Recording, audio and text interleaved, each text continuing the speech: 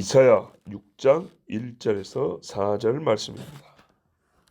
우시야 왕이 죽던 해에 내가 본즉 주께서 높이 들린 보좌에 앉으셨는데 그의 옷자락은 성전에 가득하였고 라fat들이 모시고 섰는데 각기 6날개가 있어 그 두루는 자기의 얼굴을 가렸고 그 두루는 자기의 발을 가렸고 그 두루는 날며 서로 불러 이르되 거룩하다 거룩하다 거룩하다 만군의 여호와여 그의 영광이 온 땅에 충만하도다 하더라. 이같이 화답하는 자의 소리로 말미암아 문지방에 표가 요동하며 성전에 연비가 충만한지라. 아멘. 이사야 6장은 이사야서 이 전체 66장 중에 모르는 이가 거의 없는 부분 중에 이사야 지금 우리가 읽은 이 본문이 모르는 이가 거의 없는 말씀에 속합니다. 예를 들어서 우리 기독교인들이 53제 하면은 그는 실로 우리의 질고를 지고 이 말씀 거의 모르는 사람이 없고 또 이새의 뿌리에서 줄기가 나서 거의 이 말씀 모르는 사람 없고 보라 처녀가 잉태하여 아들 낳으리니 모르는 이가 거의 없죠. 기독교인들 중에. 그와 같이 내가 주께서 높이 들린 보좌를 보았는데 그러면서 뒤를 가면 이제 화로다 나여 망하게 되었다는 여기까지 이사야에서 이렇게 대표적인 구절이에요. 자, 대표적인 구절이기 때문에 아주 심오하게 보고 싶은 마음이 들고 또 그래야 될 것 같은데 그래서 저는 오늘 일부러 심오함을 피하여 설교하려고 합니다. 그 심오한 것은 다음에 하든지 아니면은 또 뭐 내일 하든지 너무 심오하게만 접근하려고 하지 말고 그냥 있는 그대로 보시면은 1차적으로 거기서 주시는 은혜가 있기 때문에 그거를 너무 그냥 깊이만 들어가려 하지 말고 그거는 다음 기회로 필요하면 그렇게 하고요. 오늘 말씀 쓰여진 그대로 한번 보겠습니다. 우시야 왕이 죽던 해 히스기야가 우시야와 요담과 아하스와 히스기야 때에 사역을 했다. 이 네 왕의 사역을 했는데 우시야 왕이 죽던 해니까 왕들을 기준으로 보면 첫 번째 왕이죠. 사역 초기입니다. 그러면 이사야서 맨 첫 시간인가 둘째 시간에 말씀드렸는데 오늘 이 6장이 이사야가 사역을 시작하게 된 계기 혹은 사역을 맨 처음 시작한 진짜 첫날이냐? 그게 아닙니다. 우리 번역에는 빠졌는데요. 내가 또 보았는데 400년 전 번역에는 또가 들어가 있습니다. 또. 그 번역 성경 그냥 그대로 보면 우시야 왕이 죽던 해에 내가 또 보았는데 그렇게 돼 있습니다. 그러니까 이게 첫 시간이 아니고 이게 6장이 첫 시간인데 1장부터 5장까지는 옛날을 돌이켜보면서 썼다 이게 아니고 처음부터 그냥 쭉 간 겁니다. 그래야 더 자연스럽다고 말씀드렸어요. 왜냐? 66장에 가면 새하늘과 새 땅 나와요. 중간에 53장에 예수 그리스도 죽으심 나오고 그죠? 그 전에 예언들이 나오고요. 얼마나 자연스럽습니까? 네. 순서대로 쭉 가는 겁니다. 그리고 우리가 1장에서 봤는데 뭐랬어요? 하나님께서 주신 유다와 예루살렘에 관한 환상이라 이렇게 시작합니다. 1장에 유다와 예루살렘에 관한 환상을 보고 시작을 하고 우리가 지금 5장까지 왔단 말이에요. 그 환상의 내용들, 하나님 들려주신 말씀들, 나오잖아요. 여호와께서 가라사대 주께서 말씀하시는데 이것들은 뭐와 같고 그걸 이게 보면서 썼다는 이 말입니다. 하나님 들려주시면서. 그래서 1장에 이미 환상이라 그리고 시작을 했고 지금 6장에 우리가 빼놓고 번역하지 않은 또라는 말이 있는데 그것까지 하면 자연스럽게 그렇게 사역하고 있는 중에 우시야 왕의 생전에 이미 사역하고 있었단 말이에요. 근데 이제 사역 중에 우시야 왕이 딱 죽었어요. 죽는 그때 그 해에 또 하나님께 기도 중에 이제 더하여 본 환상이다 이 말입니다. 자, 첫 번째 왕이었던 히스기야가 사역 이사야가 사역하였던 시대의 첫 번째 왕이었던 우시야 시절, 그의 생전에 사역하고 있는 중에 우시야가 이제 죽었고, 죽은 그 해에 나라의 왕이 죽으면 또 그래도 뭔가 좀 혼란스럽잖아요. 그런 때에도 이사야는 성전에서 기도를 하고 있는데 하나님이 보여주신 게 뭐냐 하니까 높이 드린 보좌에 앉으셨대요. 와. 그런데 놀라운 거는 우리 하나님이 옷을 입었다 이렇게 되어 있습니다. 그러니까 사실은 이 부분이 제일 심오한 거예요. 어떤 부분에서는. 뒤에 부분들은 우리가 어느 정도 알아요. 뭐 하나님의 보좌를 보좌하는 영들이 있다는 거 알고 있고, 또 거기서 찬송하는 것도 우리 요한계시록 하면은 역시 똑같이 거룩하다 나오잖아요. 알고 있고, 요한계시록 하면은 성도의 기도가 올라갔는데 기도 응답만 해도 막 땅이 흔들리더라, 번개와 지진과 우리가 나더라 그러는데, 하나님이 계신 곳에 우리 엘리야 때도 봤지 않습니까? 막 번개가 떨어지고 그러니까 불이 떨어지고 막 지진이 일어나고 다 하는 것들이에요. 제일 놀라운 게 뭐냐면 사실은 6장 1절이에요. 그의 옷자락이 있고 성전을 채웠더라. 하나님께서 모세에게 보여주세요, 보여주세요니까 네가 나를 보면 죽는다. 그러면서 지나가면서 등만 살짝 본다. 살짝 보게 했단 말이야. 근데 하나님이 영이신데 오늘 어떻게 표현하면 옷을 입었다고 돼 있어요. 이게 이 부분이 어려움라면 이게 제일 어렵고 심오하면 이게 제일 심오한 거예요. 하나님이 옷을 입으신가? 영이신데 옷을 입으신가? 예수님이 육체로 오셨으니까 이해가 되는데 하나님 무슨 옷을 입으시지? 이거 그냥 우리 알아듣기 쉽게 하려고 그렇게 쓴 건가? 정말 이 부분이 제일 저도 궁금합니다.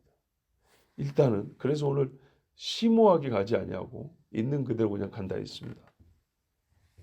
하나님이 보좌에 앉으셨는데 보좌는 하늘에 있잖아요. 그것도 하늘 위에 하늘에 있는데 옷을 입으셨다고 하고 그 옷자락이 어디까지요? 여기 성전은 땅의 성전이에요. 성전을 가득 채웠더라. 그러니까 어떻게 보인다는 얘기죠? 내가 지금 성전에서 기도하고 있는데 쫙 보좌가 열려서 보인단 말이에요. 근데 거기에 하나님 앉아 계시는데 얼굴은 안 보이죠. 빛 가운데 쫙 계시는데 밑에 마치 커튼이 이렇게 펼쳐진 것처럼 그 옷자락이 쫙 늘어나는데 어디까지요? 바로 이 성전 여기까지. 와, 엄청난 이야기죠. 그걸 보고 깜짝 놀랐어요. 이제 이게 심오하게 보지 않아도 어떤 말입니까? 하늘 보좌와 이 땅의 성전이 이어져 있다 이런 말이 되거든요. 옛적이 야곱이 사닥다리로 그걸 봤는데 이제 보좌에 앉으신 하나님이 직접 우리 이제 여기서 인간적 표현하면 자기 몸으로 직접 연결을 했다는 얘기 아닙니까? 와, 솔로몬이 기도할 때 말했어요. 내가 지은 성전이 무엇이나 되겠습니까? 뭐 잘해야 우리 주님 뭐 발등상 이렇게 발판 정도 되지 않겠습니까? 그런데 진짜로 이 발밑에 옷자락이 이 성전에 딱 닿아 있는 거예요. 와, 이걸 보고 이사야가 너무 황홀하고 말이죠. 깜짝 놀랐어요. 여기서 보여주신 게 뭐예요? 하나님이 떠나지 아니하셨다. 성전을 아직 떠나지 아니하셨다. 아직까지는 이스라엘이 유다가 많이 죄를 졌지만 여전히 이곳에 임재해 계신다. 하늘의 보좌와 이 땅이 연결된 상태로서 이곳에 와서 기도하면 하나님이 들으시고 이곳에서 제사하는 걸 하나님이 받으시고 하나님이 여기서 역사하신다라는 그거는 우리가 충분히 확인할 수가 있죠. 지금 우시야가 생존했을 때 이사야가 사역하는데 얼마나 괴롭습니까? 앞에 5장까지 너희 이제 다 죽었어 막 심판하고 있는데 바로 앞에까지 지금 그날에 하면서 이렇게 심판하고 있는데 그런데 아직은 그날이 아니라서 하나님의 영광과 임재가 여기 아직 있다. 자, 그러면 왜 하나님이 이 광경을 우시야가 죽을 때 보여주셨을까요? 이것도 하나 궁금하죠. 근데 그건 역시 우리가 어떻게 알겠습니까? 에스겔이 볼 때에도 환상이 무슨 왕 몇 년에 또는 우리가 포로로 잡혀온 지 몇 년에 다니엘도 무슨 왕 몇 년에 이렇게 되는데 우리가 그 몇 년마다 어떻게 왜 하필 그 해일까를 어떻게 다 할 수 있겠습니까? 추정이 가능할 뿐이죠. 추정이. 아마 우시야가 죽던 해가 무언 이유인지는 잘 모르겠지만 일단은 우리는 이렇게 받아들여야 합니다. 어느 때든지 하나님이 계시를 주실 때는 가장 적합한 때 주신 거다. 예수님이 왜 이때에 태어났지? 모르죠, 우리는. 근데 하나님이 보시기에 그때가 제일 맞기 때문에 태어나게 한 거예요. 우리가 아는 거는 뭐냐면 로마라는 세상 왕국, 사람의 손으로 다스리는 최고로 강한 나라가 다스릴 때 세상 나라를 무너뜨린다는 다니엘서의 예언처럼 하나님 나라의 왕이 이 땅에 오셔서 다스리기를, 우리를 다스림을 보이셨다.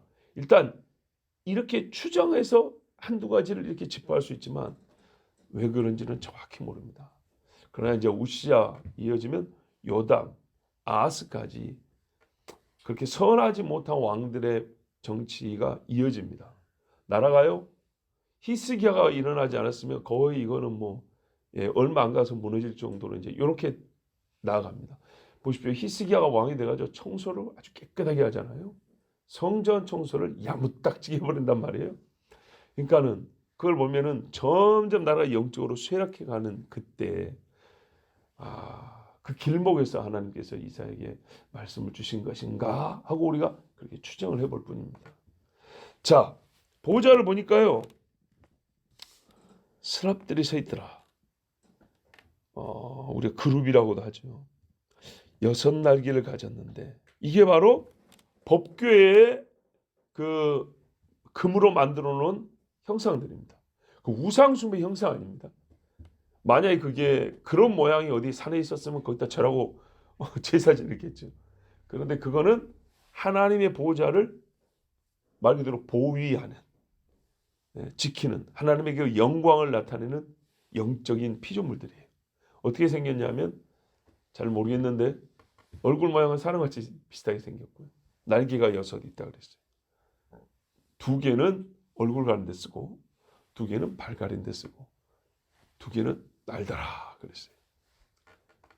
2개는 얼굴 가렸다. 왜 그럴까요? 감히 하나님을 보지 못한다. 죄 없는 영물들이고 가장 하나님께서 존귀하게 만든 영적 피조물에 속합니다. 보세요. 하나님 보좌 바로 옆에 있잖아요. 얼마나 존귀하게 만들어졌어요. 말하자면 루시퍼도 그런 비슷한 존재였단 말이죠. 에덴 동산을 맡겼어요. 동산을 맡겼더니 거기서 그냥 확 변질돼 버린 그런 영이 루시퍼라 한다면, 하나님의 보좌 옆에 있으니까 천사들도 질서가 있고 계급이 있다 할 때 얼마나 존귀합니까? 그래도 눈을 가리는 거예요. 우리가 이걸 알아야 돼요. 피조물이 아무리 거룩해도, 아무리 하나님께서 가까이 오게 해주셔도, 제사장도 보세요. 아무리 대제사장이 뭐 붙이고 달고 향 피우고 가까이 와도 감히 지성소에는 하나님이 허락할 때만 몇 보 앞으로 이 정도지, 감히 거기다가 자기 마음대로 법궤 뚜껑 열어보고 이것저것 만지고 와 이쁘다 만지고 뭐 이러면 죽는 겁니다. 눈을 가립니다. 피조물과 창조주의 이 아무리 피조물이 거룩하고 아름다워도 좁혀질 수 없는 영원한 간격, 이거는 항상 있는 겁니다. 눈을 가리고. 발은요, 이게 그룹이 뭐 흙바닥을 걸을 일이 있겠습니까만은 그래도 우리가 위로 볼 때 그 다니엘이 본 동상도 볼 때 머리는 금이요 갈수록 이렇게 못한 철, 쇠, 흙 이런 거 아니겠습니까? 그렇다면 제일 아랫부분, 이 부분은 하나님께 어떻게 이게 좀 가린다. 뭐 어떻게 해야 될까요?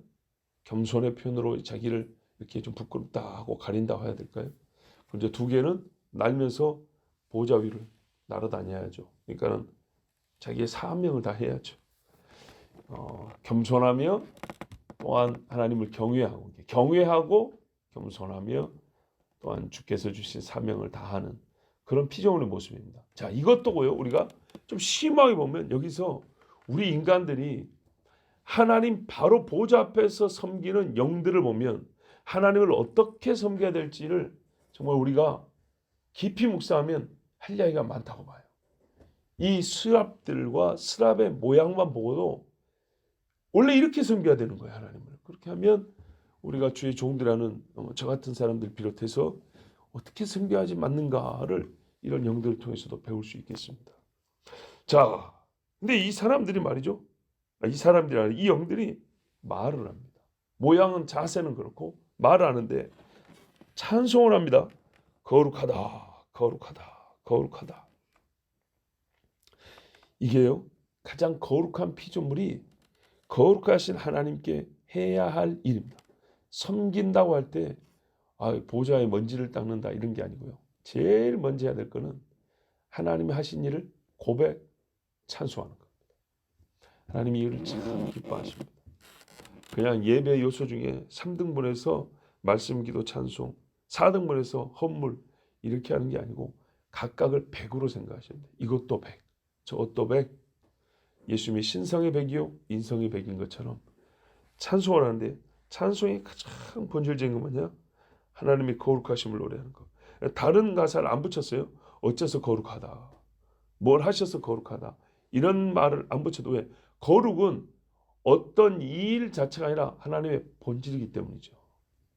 하나님이 말과 탄자를 받아 엿부셨으니 우와 우리 눈앞에 보이는 하나님의 손이 강하시도다. 이런 식의 찬송되지만 거룩은 만약에 어떤 조건이 붙어버리면 거룩이라고 말하기 어려워져 버립니다. 거룩은 조건이 없기 때문에 거룩한 겁니다. 이 땅에서 하나님이 뭔가를 표현을 안 해주셔도 하나님은 그 자체가 거룩이시니까 거룩하다. 또 어떻게 해요? 여호와는 빛이시다고 했잖아요. 다른 뭐가 없어요. 하나님은 뭐 해를 가려도 하나님은 빛이시고 뭐 사람을 흑암 속에 푹 담가버려도 하나님은 빛이시고 하나님은 빛이시다. 이렇게 찬송하는 거예요. 자, 이보다 좋은 찬송인데 이를 연속하고 있으니 요한계시록을 우리 함께 볼 것 같으면 영원히 부를 찬송이에요. 우리가 천국 가면 할 일이 뭐냐? 하나님의 보좌를 보면서 향해서 하나님을 영원히 찬송하는 거예요. 이게 우리 할 일입니다.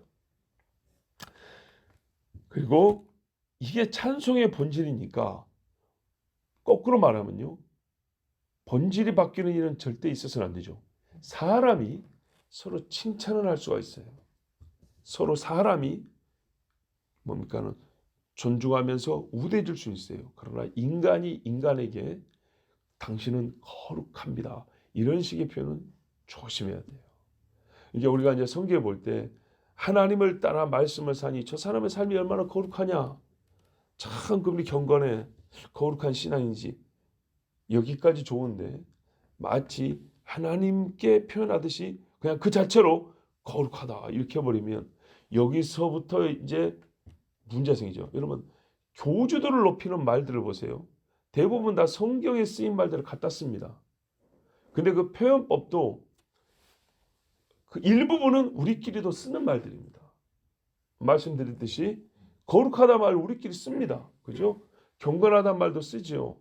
어떤 분은 누구 성도님은 참 하나님 앞에 거룩한 신앙인이지. 그 정도면 거룩하지. 그럼 이렇게 우리가 인정하고 칭찬할 때 쓸 수 있죠. 그런데 그 주변거리를 쫙 잘라버리고 거룩하신 누구요? 이렇게 해버리면 어떻게 되죠? 교주라고 불린 사람들은 그렇게 높이를 갖잖아요. 그러면 이제 그 사람이 하나님 되는 거죠. 하나님 자리에 딱 들어가는 거죠. 이게 조심해야 됩니다. 절대 어떤 피조물도 이와 같은 식의 찬송을 받을 수는 없습니다. 온 땅이 만군의 주의 영광으로 충만하다 그랬습니다. 이거는요. 우리 눈에 지금 안 보입니다. 안 보이잖아요.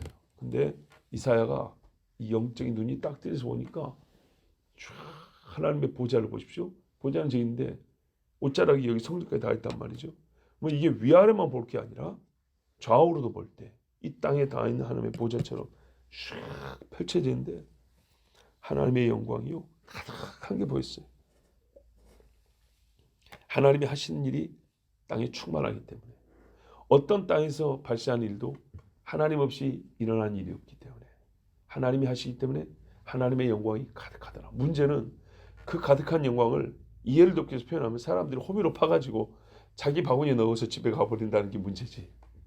하나님께 올려드리지 않고. 그러나 하나님께서 주시는 일에 그 빛난 영광들이 땅에 가득하더라 그랬어요. 그때 이 찬송 소리가 어마어마해가지고 그 음성 때문에 4절에 역시 이 부분이 중요합니다. 문지방의 터가 요동하며 성전의 연기가 충만한지라. 그래서 이 옷자락이 땅의 성전이란 거예요. 문지방의 터라는 표현을 하늘의 성전이 있다 한들 거기다가 쓰겠습니까? 그게 아니에요. 문지방의 터는 굉장히 맑은 육적인 표현이에요. 땅의 표현이라고요. 우리 성전, 예루살렘 성전 보셨잖아요. 성막은 휘장으로 문들이 이렇게 되는데요. 저기 뜰에 휘장이 있고 여기 성소 들어오는 휘장이 있고 지성소 들어오는 휘장인데 성전은 문이라고 그랬어요. 문으로 돼 있다 그랬어요. 그래서 문지방인 거예요. 예. 문이 얼마나 큽니까? 나무로 양쪽으로 두 편인데 이것도 가운데가 접히게 우리 병풍처럼 접히게 이렇게 만들었다 했어요. 버스 앞문, 시내버스 앞문 이렇게 접히죠. 그렇게 접히게 두 짝이 이쪽으로 하나 접히고 이쪽으로 하나 접히고 이렇게 만들었다 돼 있어요. 그러니까 이 문이 엄청나게 큰데 이게 쫙 닫혀 있는 상황이라고 보십시오. 그러면은 감히 이사야가 지성소까지는 들어가지 못했을 것이고 성소 앞에 있는데 거기서 지성소를 향해서 이렇게 기도했을 텐데 이 문들이 말이요 흔들흔들하는 거예요. 물론 이거는요 본인만이 느끼는 거라고 볼 수 있죠. 네, 본인만이 느끼는. 그리고 왜 본인만이 또 느끼는 거냐면 온 땅에 하나님의 영광의 충만을 지금 받지 않습니까? 또 보자도 본인만 지금 보이지 않습니까? 다른 사람 눈에는 안 보이죠. 또 뭐랬어요? 성전의 연기가 충만하더라. 그 실제로 누구든지 볼 수 있었던 때가 있었잖아요. 성전을 막 봉헌했을 때, 또 성막을 봉헌했을 때, 그때 연기가 가득 해갖고 하나님의 임재를 보여주셨던 그 누구든지 볼 수 있는 진짜 가시적인 현상이었어요. 눈으로 볼 수 있는. 근데 이사야에 있어서는 이사야만 보는 그런 놀라운 광경입니다. 보통 사람들의 이 평범한 눈으로는 지금 볼 수 없는 일이지만 이사야의 눈에는 하나님께서 눈을 열어주사 여전히 하나님의 그 임재가 가득한데 그렇다고 해서 환하게 보이지 않고 역시 이사야가 아직 이 땅에 있는 인간이기 때문에 구름 속에서 연기 속에서 예수님이 이 땅에 오셨을 때 사람들에게 그를 친히 있는 그대로 보이셨지만 그 때국물 나는 옷이고요. 먼지 쌓인 발이지만 있는 그대로 보이셨죠. 그런데 그의 영화로운 모습은요. 변화산이라고 불리는 그 산에서 구름으로 가려서 보게 해주셨어요. 그렇죠. 그때 보니까 구름으로 가려도 보이는 거예요. 안 가렸으면 큰일 났을 거예요. 구름으로 가려도요. 하얗게 변화된 모습이 보이는 거예요. 한편에는 엘리야와 모세가 있는데 그것까지 구름으로 분명히 가렸다가 돼 있어요. 그래도 보이는 거예요. 처음에 이렇게 확 변해가는데 오 놀라니까 더 이상 안 되고 하나님이 구름을 쫙 가려줬단 말이죠. 그 모습을 세 제자가 보고 소스라치게 놀라면서도 정말 큰 은혜를 받아서 베드로가 훗날에 자기가 예수님하고 있었던 일을 딱 한 사건만 기록을 하는데 전에도 말씀드린 기억이 있습니다. 나가 베드로라면 할 말이 엄청 많았을 거예요. 그래서 누군가는 베드로를 흉내내서 베드로 복음이라는 책을 써냈어요. 베드로 본인은 그걸 안 썼는데. 근데 베드로가 말한 우리 이제 베드로 전후서에 보면 베드로가 말한 거 딱 한 사건이 뭐냐면 이 변화산 사건입니다. 베드로 후서에 내가 육체를 떠날 날이 가까운 줄 안다. 그러면서 평생 이제 사역했지 않습니까? 순교를 앞두고 있는데 사랑하는 후배들과 제자들에게 해주는 말이 뭐냐면 당신들도 굉장히 큰 힘든 고난이 있고 할 건데 바울하고 비슷해요. 내가 어떻게 살아온 걸 당신들도 알 것이고 그러니까 어떻게 무슨 말이냐면 같이 인내하고 믿음 지키자 이제 이 말을 하려고 하는 거예요.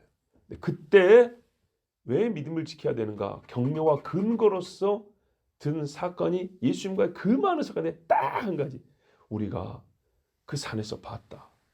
왜냐면 끝을 봤다는 거예요.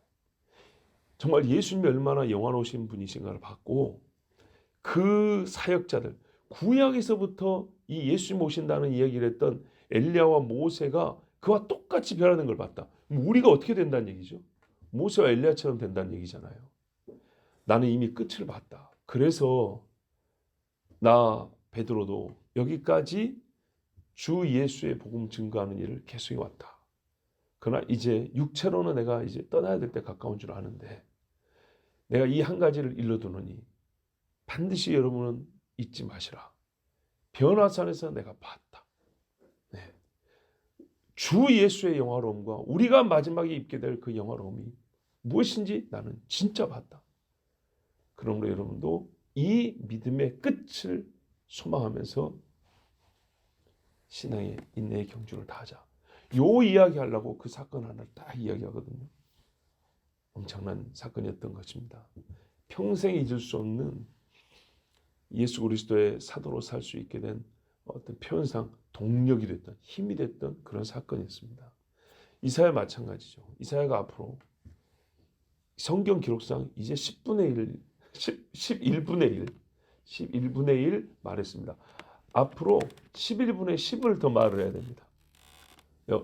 우시야 왕, 네 왕 중에 우시야 왕이라는 한 왕의 시절을 지금 사역을 했는데 이것만 또 버겁습니다. 여러 선지자들 보세요. 한 왕의 시대를 다 채운 사람도 그렇게 많지 않습니다.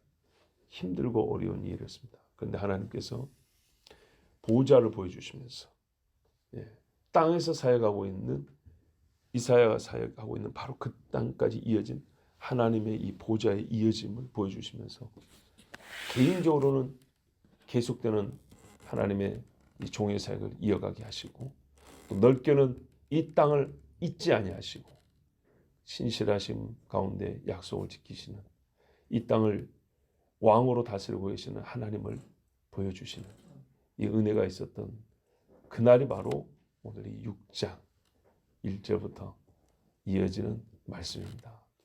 바라기는 무서워서 저는 이 광경을 직접 보여달라 소리는 못하겠는데 이사야가 보는 광경이 한 100분지 1 정도면 우리도 가끔 힘들 때 또는 가끔 주여 왕들이 아직 많이 남았는데 어떡하지 할 때 누군가는 또 하나님이 천국도 보여주시고 막 그런다고 했는데 우리에게도 기도 중에 100분의 1이나 아니면 꿈이라도 100분의 1, 1000분의 1이라도 좀 보여주셔서 우리가 6이니까 6이 약하잖아요. 영으로도 육으로도 강건하여서 주를 섬길 수 있다면 참 좋겠다는 생각이 듭니다. 자, 중요한 것입니다. 하나님께서 그 이름을 두시겠다는 성전에 그 약속을 지키시고 아직 나는 이사야가 보기에도 이스라엘이 참 많이 범죄했지만 아직 나의 보좌와 너희가 지은 예루살렘 성전은 이어져 있다. 그렇게 말씀해 주셨습니다. 우리도 이 소망을 가지고 오늘 주님 앞에 이사야처럼 같이 기도합니다. 기도하겠습니다. 하나님 아버지 감사합니다. 주께서 이사야가 경험한 일을 기록하게 하시고 또한 우리에게 읽게 하셨습니다. 이사야가 경험한 것을 아는 것으로도 얼마나 참 읽는 그 자체로도 우리가 황홀하고 기분이 좋고 또 놀랍고 상상만 해도 즐거운지 모릅니다. 주님, 그러나 우리도 원합니다.